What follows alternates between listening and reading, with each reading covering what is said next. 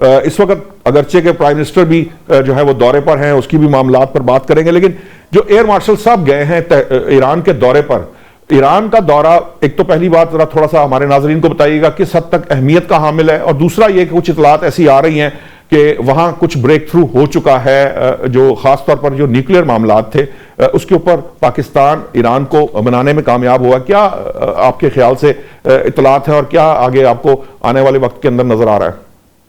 देखिए, ईरान का दौरा तो मेरा ख्याल में सबसे ज्यादा जो इम्पोर्टेंट है इस वक्त वो ईरान ही का दौरा है।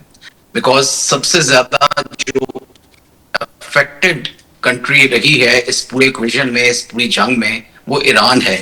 सबसे ज्यादा जो सफरिंग्स और सेक्रीफाइस की है वो ईरान ने की है। सो इस वक्त ईरान जो है वो इस पोजीशन ऑफ स्ट्रेंथ में है, इस पोजीशन ऑफ डिक्टेशन में है, आई वुड से, कि वो आपको मतलब एक पॉइंट ऑफ स्ट्रेंथ के साथ वो बात कर सकता है अगर किसी भी नेगोशिएशन टेबल पे आता है। और सबसे बड़ी जो उसकी एक ताकत रही है वो ये रही है कि उसकी लीडरशिप ने सेक्रीफाइस किया है और अभी भी तैयार है हर तरह की सेक्रीफाइस के लिए। और एक बहुत बड़ी कॉस्ट उन्होंने इन्फ्लिक्ट की है तमाम इत्तेहादियों पे, मैं कहूंगा, और अमेरिका और इसराइल पे स्पेशली, जिन्होंने इनके खिलाफ अटैक किया, और जो गल्फ कंट्रीज थी उनके इन एंड अराउंड जिन्होंने उनको सपोर्ट किया।